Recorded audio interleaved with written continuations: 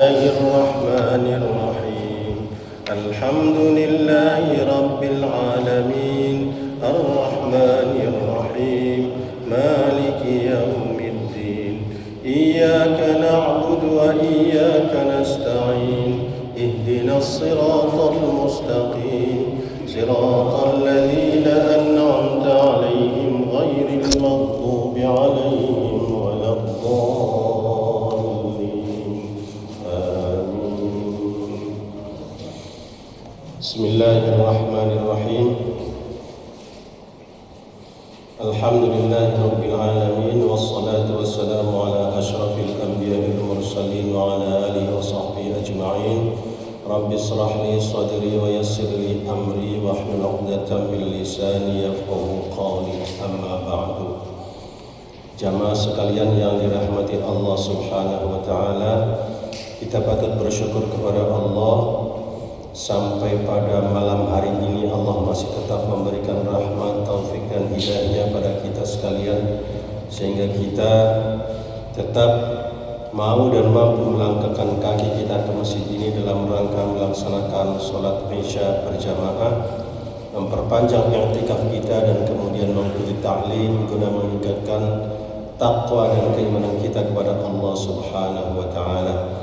Semoga apa yang kita lakukan pada hari ini sampai sekarang senantiasa dicatat oleh Allah sebagai pahala di sisi Allah Subhanahu wa taala. Jamaah sekalian yang dirahmati Allah Subhanahu wa taala, pada bab tawakal yang kita bahas dari sejak pertemuan yang lalu, pada hadis yang ketujuh itu menggambarkan ketawakalan dan kepasrahan kita kepada Allah saat kita mau tidur. Maka Rasulullah mengajarkan kepada kita bagaimana kepasrahan kita kepada Allah, tawakal kita kepada Allah saat mau tidur. Full pasrah kita kepada Allah. Kemarin itu kan kita bicara tentang bagaimana menghadapi kematian, menghadapi bahwa kematian itu adalah tidur yang panjang dan sebagainya. Kemudian ketawakalan kita kepada Allah seperti apa, digambarkan bagaimana ketawakalan Rasulullah dan sahabat-sahabatnya ketika menghadapi berbagai ujian dan cobaan. Kemudian Rasulullah mengajarkan kepada kita bentuk tawakal saat kita menjelang tidur. Maka di sini digambarkan, sengaja saya fotokopikan untuk jamaah sekalian supaya bisa membaca bersama-sama dan kemudian menggali isinya, sehingga kita mencoba memahami bersama-sama, meresapi dan bisa melaksanakannya, terutama setiap malam menjelang tidur.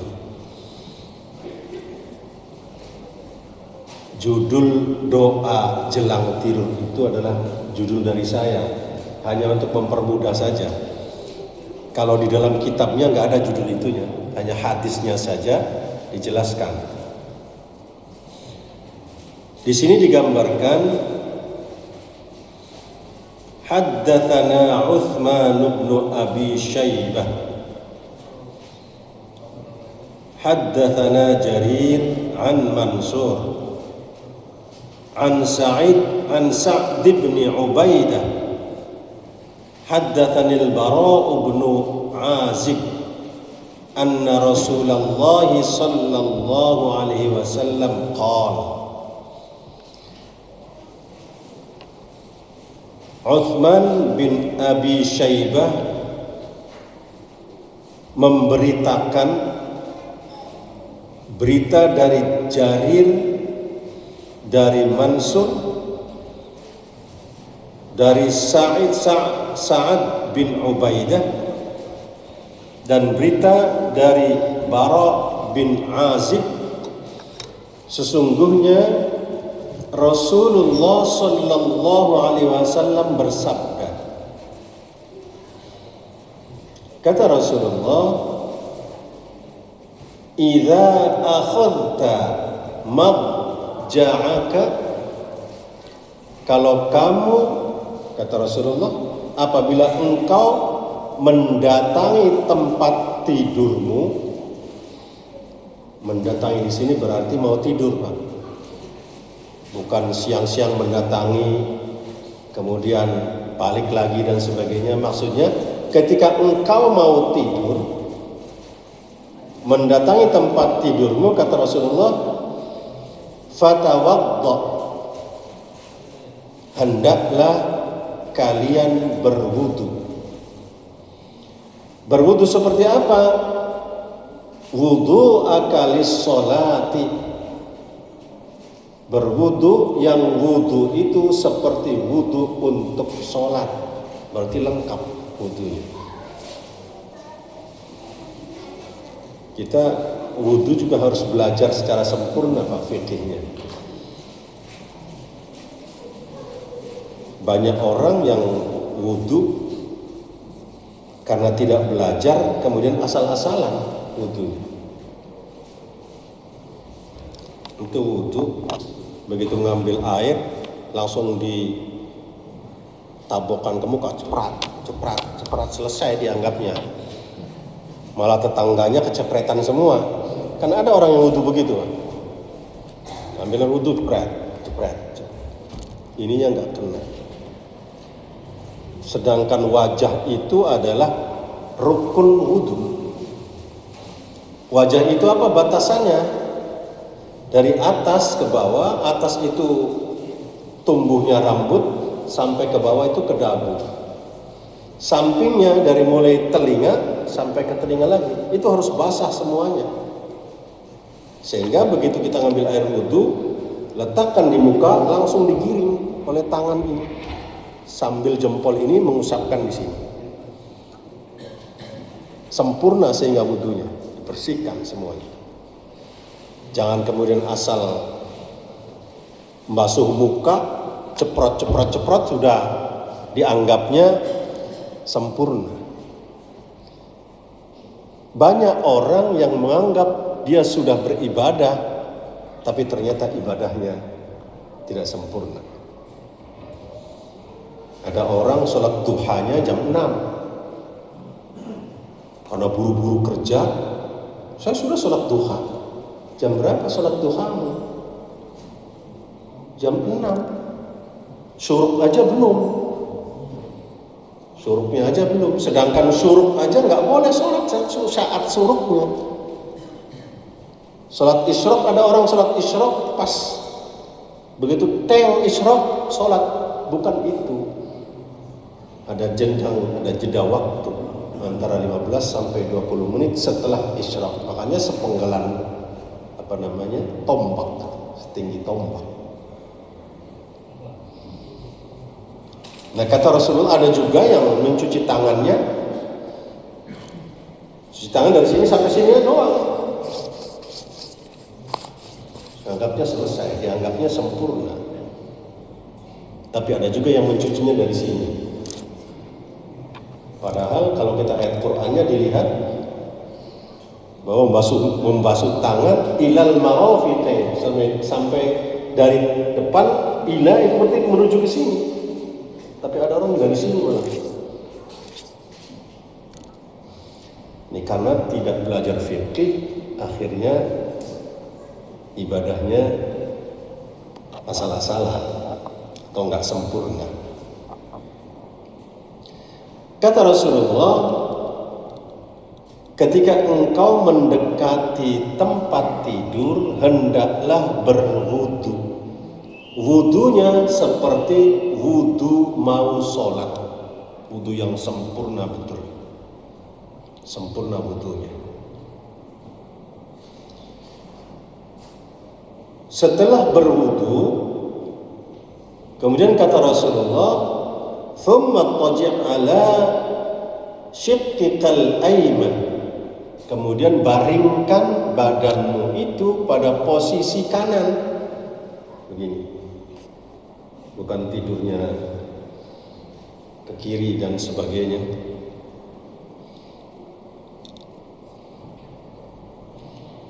Thumma qul.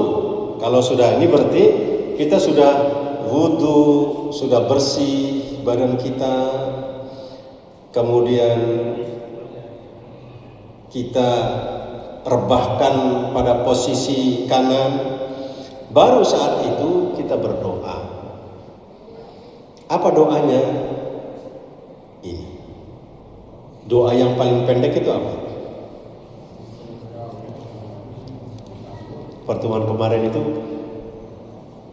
Bismika Allahumma ahya wa amut. Itu gambaran tawakal. Dengan menyebut namamu ya Allah, saya hidup dan saya mati. Itu berarti begitu saat mau tidur, kita itu sudah siap mati. Siap mati. Karena apa? Kita nggak tahu kapan akan mati. Nggak tahu. Dan matinya di mana? Nggak tahu juga. Al-Quran yang menyampaikan itu. Kata Al-Quran, ma tadri nafsum bi ayyi ardin tamut. Tidak ada yang tahu di mana dia akan meninggal. Dan tidak akan tahu juga kapan meninggalnya. Apa yang akan terjadi besok pagi itu nggak ada yang tahu. Contoh yang paling konkret, guru kita tuh, Kiai Qasim. Dari rumah masih seger kok, permisi lagi sama istrinya. Saya duluan ke masjid mau siap-siap tenaga untuk jadi imam. Ternyata itu adalah hari yang terakhir. Atau permisinya kepada istri itu sekaligus permisi untuk ketemu Allah gitu. Gak ada yang tahu. Dirinya aja, dirinya kita yang gak tahu. Saya punya teman, dua-duanya qori, orang Betawi asli. Dua-duanya itu qori. Enak bahasa Quran. Subhanallah, meninggalnya lagi tidur semua. Jam 3 itu biasanya bangun. Kok jam 3 belum bangun? Ketika istrinya bangun, akhirnya bangunin istrinya. Dibangunin, nggak bangun-bangun, ternyata sudah meninggal dunia. Nggak tahu kapan meninggal. Jangan sampai kita saat tidur meninggal dunia, tapi dalam keadaan yang tidak suci. Maka kata Rasulullah, berwudulah kalian saat mau tidur. Kemudian setelah membaringkan, kita berdoa, Allahumma aslamtu nafsi ilaika wa wajjahtu wajhi ilaika wa fawwadtu amri ilaika wa alja'tu dhahri ilaika raghbatan wa rahbatan ilaika la malja'a wa la manja minka illa ilaika amantu bi kitabika alladhi anzalta wa bi nabiyyika alladhi arsalta. Ini doanya. Ada 7 permintaan, 7 permohonan dan sekaligus pernyataan. Pernyataan bentuk tawakal kita kepada Allah Subhanahu wa taala.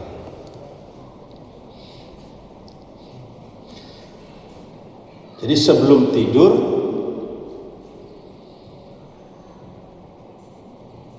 berwudu. Ini dipertegas oleh Rasulullah SAW. Man bata zahiran bata fi syi'arihi malakun falam yastayqidh sa'atan minal lail illa qala al-malak Allahumma ighfir li 'abdika fulan fa innahu bata zahiran fa innahu bata tahiran. Kata Rasulullah yang diriwayatkan oleh Imam Tabrani, barang siapa yang tidur dalam keadaan suci, berarti berwudu nih tidurnya, maka malaikat akan bersamanya di dalam pakaiannya.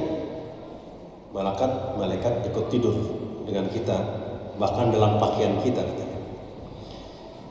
Dia tidak bangun sesaat pun di malam hari, melainkan malaikat tersebut berdoa. Ya Allah, doanya malaikat ini, Allahumma ighfir li 'abdika fulanun. Siapa yang tidur yang tidurnya berwudu malam itu, seumpama namanya Muhammad, maka malaikat berdoa, Allahumma ighfir li 'abdika Muhammad fa innahu bata tahiran. Ya Allah, ampunilah dosa-dosanya hambamu ini yang bernama Muhammad ini, karena ia tidur dalam keadaan suci. Kalau yang berdoa itu malaikat, kira-kira dikabulin apa?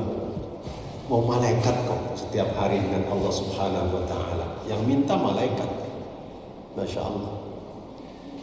Hanya saja saat kita sudah ngantuk mau wudhu tuh malas banget gitu kan. Biasanya malas banget ini mau wudhu. Malesnya itu adalah setan yang menggoda. Ngapain kamu wudhu, kata setan. Udah, kamu tuh udah ngantuk, malah ditarik oleh setan. Bulu mata kita ditarik, digandul oleh setan supaya ngantuk banget. Males. Kalah sama gandulan setan itu. Padahal kata Rasulullah, orang yang tidur dalam keadaan suci, dia bersama malaikat, berarti setan tidak menggoda, teman. Tidak berani. Kalau kita berwudu, malaikat yang nungguin. Kita dijaga oleh malaikat, bahkan malaikat berdoa, ya Allah, ampunilah hambamu ini karena dia tidur dalam keadaan suci. Masya Allah, doanya malaikat.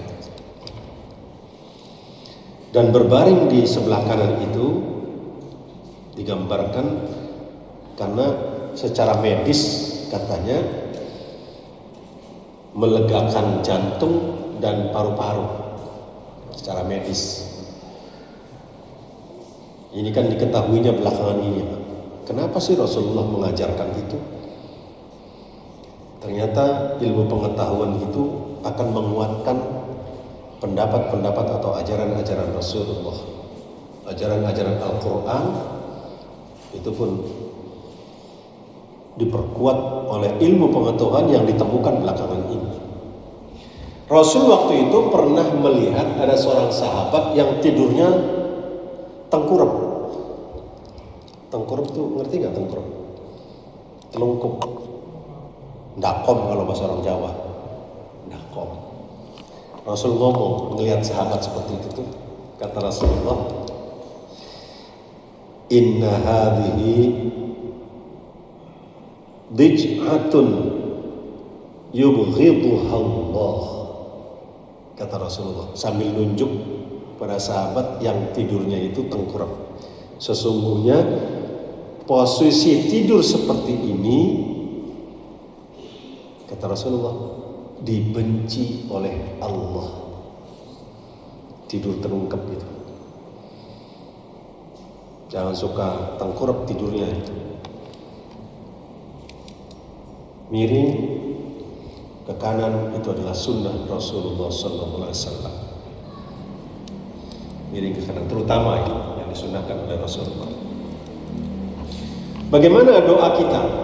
Ada berapa permintaan di situ atau pernyataan? 7 kalau nggak salah. Pertama, Allahumma aslamtu nafsi ilaika.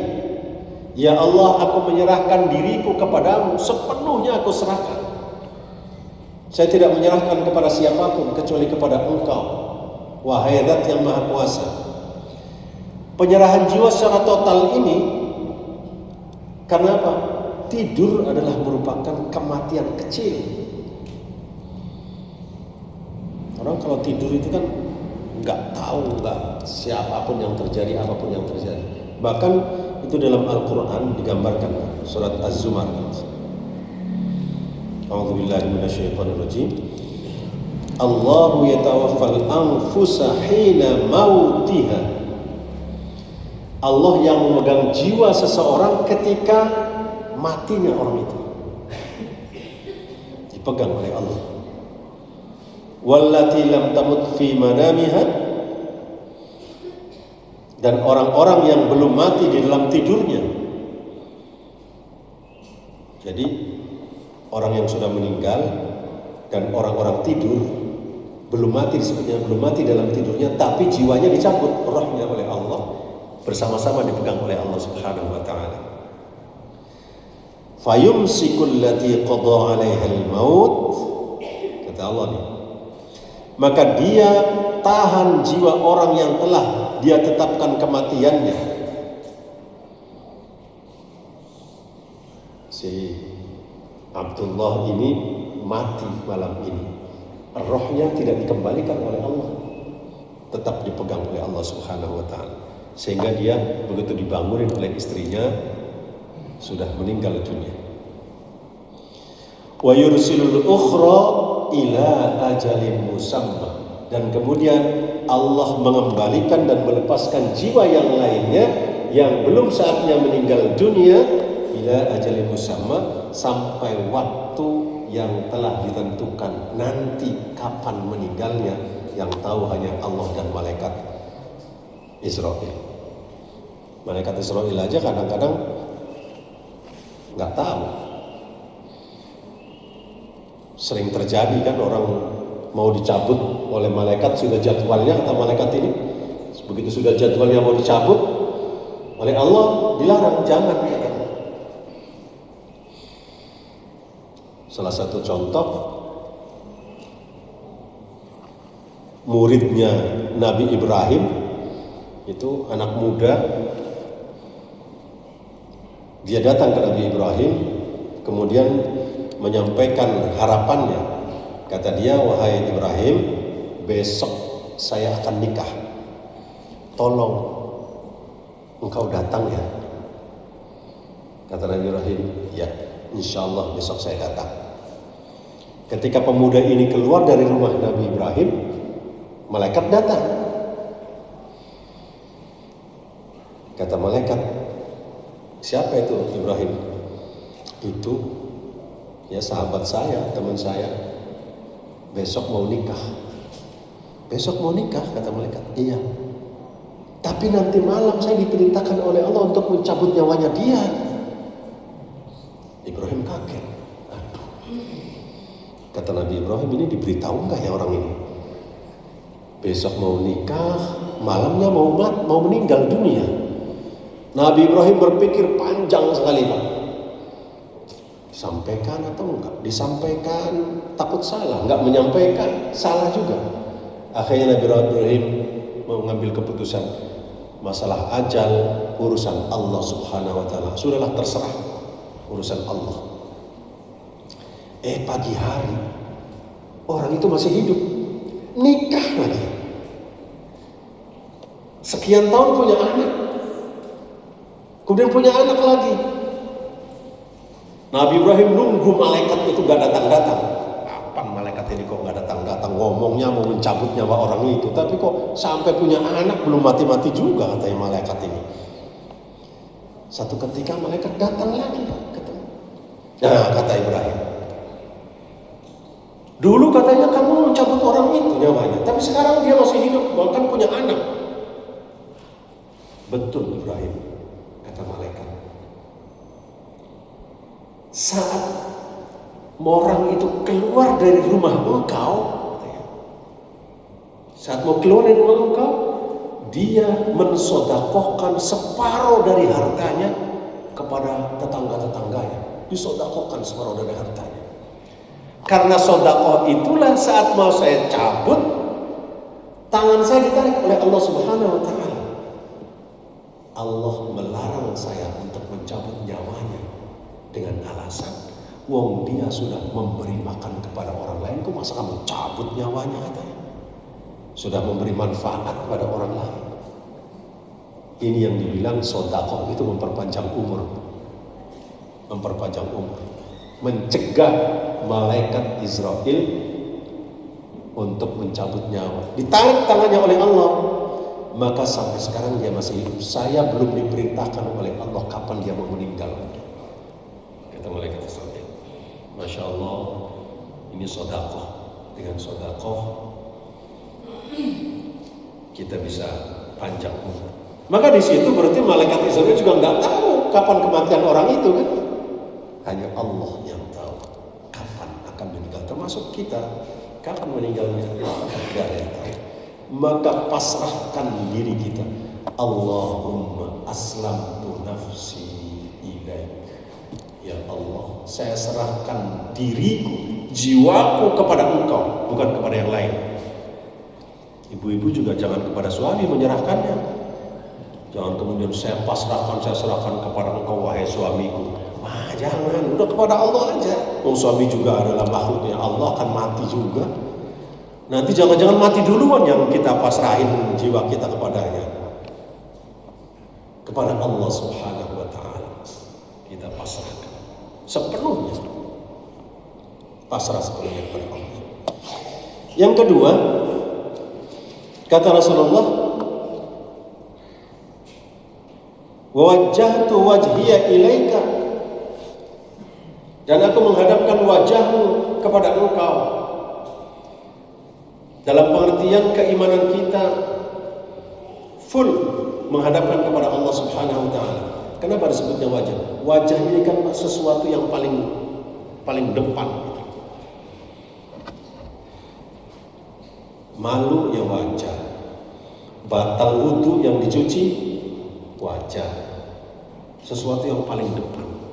Maka dihadapkan kepada Allah Subhanahu wa ta'ala, menggambarkan sepenuh hati kita, seluruh tubuh kita hadapkan kepada Allah Subhanahu wa ta'ala, tidak menghadap kepada yang lain. Sepenuhnya ya Allah kita menghadap kepada-Mu. Dan ini selalu kita ucapkan dalam sholat kita. Ketika kita baru memulai takbiratul ihram, Allahu Akbar, kita baca apa itu? Doa apa? Iftitah. Di antara doanya, inna sholati wa nusuki wa mahyaya wa mamati lillahi rabbil alamin. Pasrah kita kepada Allah. Baru memulai sholat kita pasrahkan dulu. Serahkan dulu diri kita kepada Allah Subhanahu wa ta'ala. Supaya apa? Kita konsentrasi sholatnya. Jangan kemudian setan mengganggu. Adanya kadang-kadang setan mengganggunya di depan. Baru takbir sudah diganggu kita. Allahu Akbar. Masya Allah, kuncinya ada di sana. Ternyata kunci motor itu. Dicari-cari tadi mau ke masjid, kunci hilang. Begitu Allahu Akbar, ingat kuncinya ditaruh di atas pintu. Itu setan menggoda kita sengaja. Masya Allah. Maka makna wajjahtu wajhiya ilaika, saya menghadapkan kepadamu itu, kita panclengkan diri kita sepenuhnya kepada Allah, pasrahkan kepada Allah, bukan kepada yang lain. Dan ini pernyataan kita di dalam setiap sholat. Ketika kita baru memulai sholat kita dengan takbiratul ihram, Allahu Akbar kabira walhamdulillahi katsira wa subhanallahi bukratan wa asila. Itu kan pernyataan semua. Wa subhanallahi bukratan wa asila. Baru kemudian pernyataan diri kita setelah kita menyatakan tentang kebesaran Allah, kesucian Allah. Kemudian kita menyatakan dengan kesucian dan kebesaran Allah itu, inni wajjahtu wajhiya, saya pancelkan, hadapkan wajahku kepada Engkau wahai Allah, Zat yang maha suci, maha besar, maha agung. Hidup dan matiku saya serahkan kepada Engkau, bukan kepada yang lain. Mulai sekarang niatkan segalanya kita menghadap kepada Allah Subhanahu wa ta'ala. Yang ketiga, wa fawwadtu amri ilaika,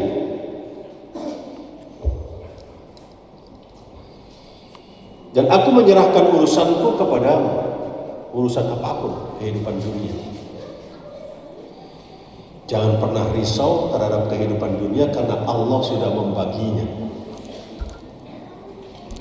Jangan pernah iri juga kepada orang yang diberikan rezeki yang lebih oleh Allah.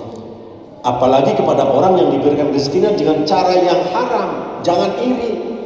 Udah diberikan yang haram, iri lagi gitu.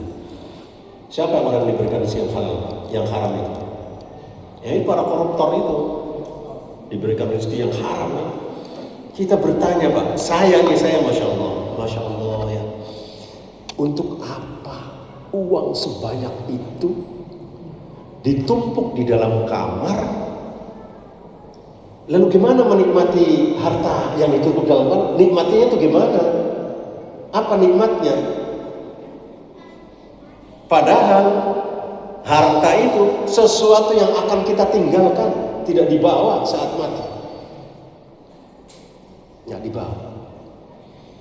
Ada nggak di sini orang yang meninggal kemudian hartanya minta dibawa semua ke kuburannya? Kan nggak ada.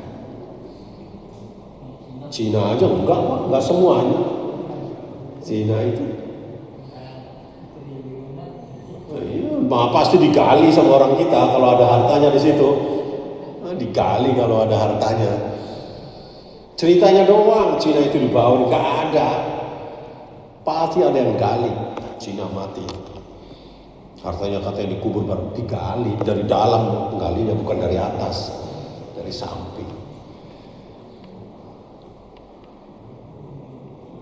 Gak ada orang yang bawa harta. Kenapa numpuk-numpuk? Itu namanya nafsu. Orang dikuasai oleh nafsu, tidak pernah menyerahkan dirinya kepada Allah Subhanahu wa Ta'ala. Maka urusan kehidupan ini sepenuhnya kita serahkan kepada Allah Subhanahu wa Ta'ala, bukan kepada yang lain. Itu bentuk tawakal yang sesungguhnya. Pasrah, pasrah. Apapun yang terjadi, Allah semuanya. Orang kalau sudah segalanya pasrah kepada Allah, nikmat hidupnya. Gak pernah dia menyesali segala sesuatu yang terjadi karena Allah semuanya. Hilang duitnya, alhamdulillah, duit saya hilang. Kalau masih ada di tangan saya juga mau nyimpannya di mana, katanya pusing. Udahlah. Bahkan orang-orang sufi itu ketika barangnya hilang dia nangis. Orang sufi nangis. Hartanya hilang, betul-betul nangis. Ketika ditanya, kenapa engkau menangis saat hartanya hilang? Saya nggak sanggup membayar orang yang membawa harta saya itu, nggak sanggup. Harta saya dibawa-bawa kemana-mana. Saya mau membayar berapa kepada dia yang bawa harta itu? Sampai begitu dia ngomongnya, Masya Allah. Orang sufi. Jadi masih beranggapan orang yang mencuri itu lagi menjaga hartanya dia. Lagi menjaga hartanya itu orang-orang sufi. Saking dia tidak pernah bergantung kepada dunia, hanya bergantung kepada Allah Subhanahu wa Ta'ala. Orang sufi, orang zuhud itu bukan berarti dia tidak punya harta, bukan. Banyak orang yang ahli sufi itu kaya raya banyak, tapi hartanya bukan ditaruh di hati, tapi di tangan. Saat ada orang yang butuhkan dilepas. Kalau di hati susah ngambilnya. Banyak perasaan soalnya, banyak pertimbangan kalau di hati. Dia ini masih sehat, masa minta-minta katanya. Karena di hati harta kita, Pak. Tapi kalau di tangan, nggak perlu tahu dia mau sehat mau apa, mau dia minta. Ini kata Rasulullah, kalau ada orang minta-minta, meskipun dia menggunakan gelang sampai ke dari tangan sini sampai ke sini, ini apa namanya ini? Bahu. Pakai gelang emas sampai ke bahu, tapi dia minta-minta, berilah dia. Berilah. Karena mental minta-minta. Serahkan semua urusan kepada Allah Subhanahu wa Ta'ala. Ini digambarkan dalam surat Ghafir. Wa ufawwidu amri ila Allah innallaha basirun bil ibad. Dan aku menyerahkan urusanku kepada Allah, sesungguhnya Allah Maha melihat akan hamba-hambaku. Tawakal ini sepenuhnya kepada Allah Subhanahu wa taala. Wa alja'tu dhahri ilaika. Yang keempat, kepasrahan kita kepada Allah. Tawakal kita kepada Allah Subhanahu wa taala. Ya Allah, dan aku menyandarkan punggungku kepadamu. Sandarannya adalah Allah Subhanahu wa taala. Punggung itu menggambarkan apa? Punggung, kekuatan manusia. Untuk membawa yang beban itu kan, bawa berat, bawanya di mana? Di punggung. Gak mungkin di tangan biasa. Taruh di punggung, beban berat. Menggambarkan kekuatan manusia. Kekuatan manusia ini kemudian dia sandarkan kepada Allah Subhanahu wa taala, bukan kepada yang lain. Kalau kepada yang lain, sama, dia juga makhluk Allah yang lemah, sama dengan kita. Itu ada seorang sufi yang lagi zikir di dalam masjid, dalam satu tempat dan dalam masjid ketika zikir berhari-hari. Kemudian ada seseorang yang memberitahu kepada anak muda, tolong orang yang ada di dalam masjid yang lagi zikir itu dikasih minum. Anak muda ini datang membawa minuman, memberikan kepada orang yang dalam zikir tadi. Kemudian orang ini ngomong, yang ngasih minuman itu, kalau engkau ada keperluan sesuatu, maka saya ada di pojok sana. Sufi ini ngomong, bagaimana mungkin saya minta bantuan kepada engkau, sedangkan engkau sendiri minta bantuan kepada Allah. Yang mending saya langsung aja kepada Allah, kata dia.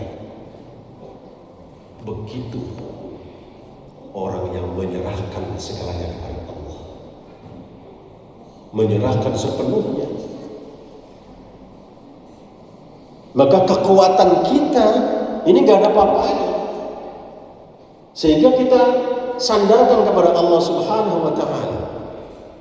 Itu dalam kalimat la haula wala quwwata illa billahil aliyyil azim. Tidak ada kekuatan kecuali kekuatan Allah Subhanahu wa taala. Ini didukung dalam surat Al-Anbiya, innahum kanu yusari'una fil khairati wa yad'unana raghaban wa rahaban.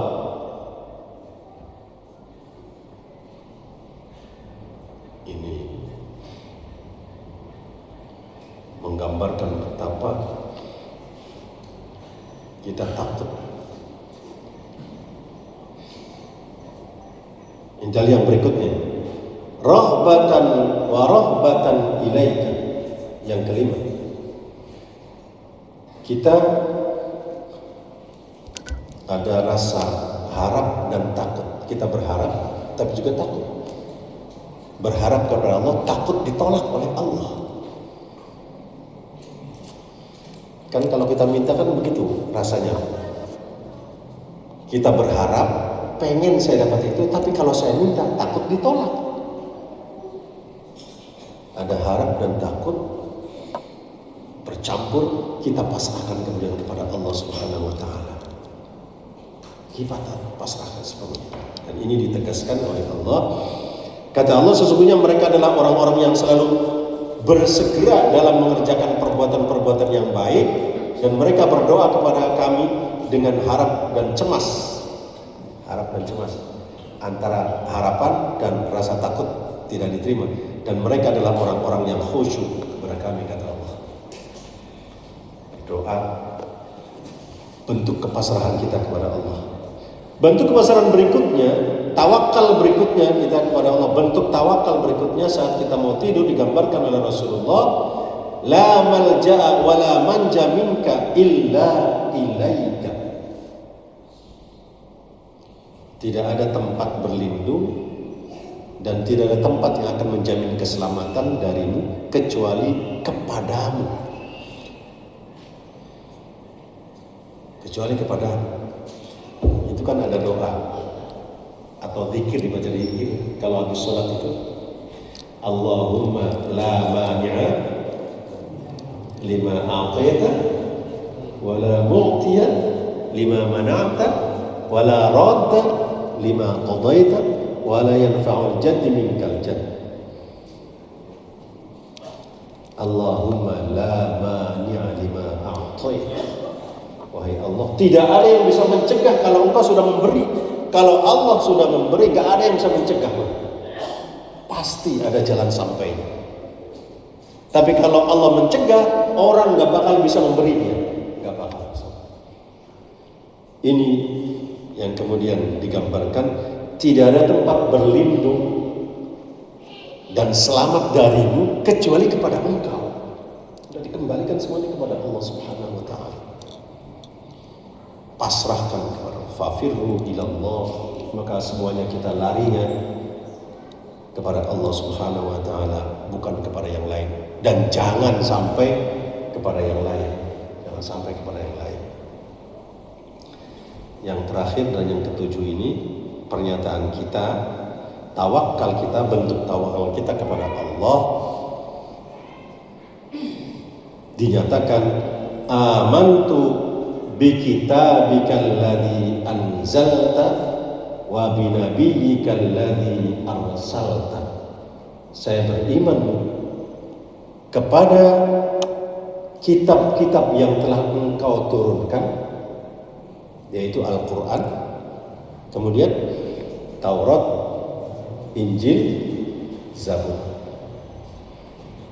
Kita percaya pada kitab-kitab yang telah Engkau turunkan, wa bi nabiyyikal ladzi arsalta, dan percaya juga kepada nabi-nabi yang telah Engkau utus. Ada berapa nabi itu? 124.000 nabi itu.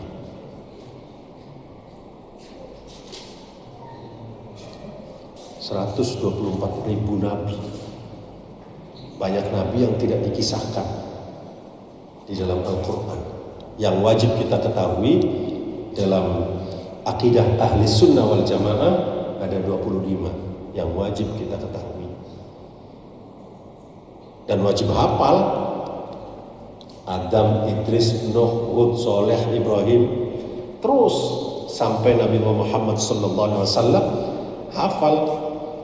Karena itu yang wajib kita ketahui menurut akidah ahli sunnah wal jamaah. Wajib. Ini bentuk kepasrahan kita, bentuk tawakal kita kepada Allah Subhanahu wa taala. Doa ini ditutup dengan pernyataan keimanan kita kepada kitab-kitab yang telah diturunkan oleh Allah dan pernyataan keimanan kita kepada Rasul yang telah diutus oleh Allah Subhanahu wa taala. Ditutup dengan keimanan itu dari doa, dari pernyataan-pernyataan yang pertama tadi. Yang pertama kita menyatakan, ya Allah, saya pasrahkan diri saya. Aslamtu ilaika. Yang kedua, wajjahtu ilaika. Saya hadapkan wajah kepada Engkau. Terus sampai kemudian kita juga menyatakan, segala urusanku saya serahkan kepada Engkau. Hidup dan matiku kami pasrahkan kepada Engkau. Dan tidak ada yang bisa berlindung kecuali kepada Engkau. Maka kemudian kita nyatakan, saya beriman kepada kitab-kitab yang telah Engkau turunkan dan beriman juga kepada para Rasul yang telah Engkau utus. Setelah itu, kata Rasulullah SAW di sini digambarkan,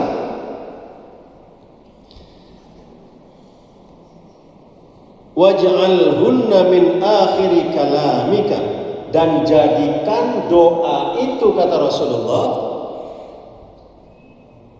itu di akhir, mohon maaf nanti di tulisan itu kasih batas. Waj'alhunna itu bukan doa di situ. Dalam tulisan itu saya dicampur, ya mohon maaf. Waj'alhunna akhir kalami, jadikan doa ini, jadi doanya sampai wa bi nabiyyikal ladzi arsalta, sampai di situ doanya. Kemudian ada kalimat berikutnya, kata Rasulullah, jadikan doa itu sebagai akhir ucapan engkau pada malam itu. Begitu selesai, wa bi nabiyyika arsalta, rep, tidur. Hilangkan semua pikiran, pasrahkan kepada Allah, kan tidur secara produktif tidurnya. Kata Rasulullah, ini keutamaannya Pak. Fa in mutta min lailatika, jika engkau mati pada malam itu saat tidur kemudian kita meninggal dunia, kata Rasulullah, wa anta 'alal fitrati, engkau meninggal dalam keadaan fitrah, suci. Fitrah di sini menurut para ulama termasuk Imam Nawawi yang ngarang kitab yang kita bahas ini, kitab Riyadhus Shalihin, dalam syarahnya, syarah Sahih Muslim itu dikatakan bahwa yang dimaksud fitrah di sini adalah mati di atas fitrah, artinya mati di atas kesucian, suci, bersih, tanpa dosa sedikit. Itu yang sangat nikmat sekali. Ringan kelihatannya ini.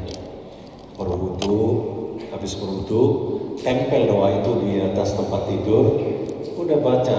Kalau kita berbaring belum bisa, ya dipegang dulu lah sebelum berbaring. Atau sebelum berbaring juga boleh dibaca dulu. Pasrahkan sepenuhnya kepada Allah. Saat kita menyatakan wa bi nabiyyikal ladzi arsalta, dan saya beriman kepada nabi yang telah engkau utus wahai Allah. Tidur sampai pagi ternyata nggak bangun-bangun. Loh, kok nggak bangun-bangun? Ini kata istrinya, mati dalam keadaan suci. Masya Allah. Itu yang disebut kita husnul khatimah. Yang kita selalu berdoa, semoga kita dalam keadaan husnul khatimah. Itu yang kita minta. Semoga Allah Subhanahu wa taala senantiasa melindungi kita dari segala godaan syaitan dan membimbing kita untuk senantiasa taat kepada Allah Subhanahu wa taala dan menjadikan akhir hidup kita adalah hidup yang husnul khatimah. Mohon maaf atas segala kekurangan. Jika ada yang benar semata-mata dari Allah Subhanahu wa taala, kalau ada yang salah dari diri saya sendiri. Wallahul muwaffiq ila aqwamit thoriq. Wassalamualaikum warahmatullahi wabarakatuh.